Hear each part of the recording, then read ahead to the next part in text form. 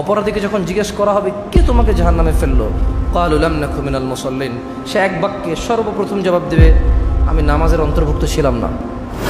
এত গুরুত্বপূর্ণ একটি জিনিস সাপ্তাহিক একটা অনুষ্ঠানে পরিণত হয়েছে।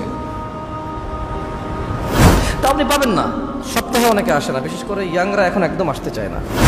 সর্বপ্রথম অপরাধী মুখ থেকে বের করবে কি, খুন করছি সেজন্য, জেনা করছি সেজন্য, ডাকাতি করছি সেজন্য, সুদ খাইছি সেজন্য না।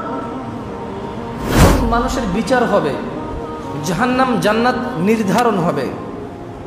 যখন ফেরেশতারা যে জাহান্নামীদেরকে জাহান্নামে নিয়ে যাবে, ওই আসামি, ওই মুজরিম অপরাধীকে ফেরেশতারা জিজ্ঞেস করবে আনিল মুজরিমিন, ফেরেশতারা অপরাধীকে জিজ্ঞেস করবে মা সালাকাকুম ফি সাকার, আমাকে বলো তো কিসে, কি এমন কাজ, কি এমন অপরাধ তোমাকে এই জাহান্নামে নিক্ষিপ্ত করলো।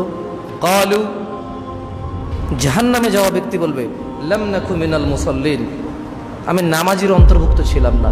ওয়ালাম নাকু নুতইমুল মিসকিন, আমি দরিদ্র মানুষকে খাবার দেওয়াতে উৎসাহী ছিলাম না।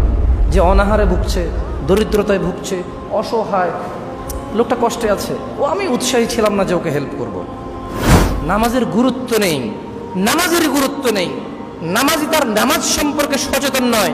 সেজন্যই আল্লাহ সুবহানাহু ওয়া তাআলা কোরআনুল কারীমে বলছেন ফাওয়াইলুল লিল মুসাল্লিন, অতঃপর জাহান্নামে প্রবেশ করবেন নামাজিরা, আল্লাযীনা হুম ফি সালাতিহিম খাশিউন, ফাওয়াইলুল লিল মুসাল্লিন আল্লাযীনা হুম আন সালাতিহিম সাহুন, যারা তাদের নামাজে অমনোযোগী, যে তার নামাজ সম্পর্কে সচেতন নয়।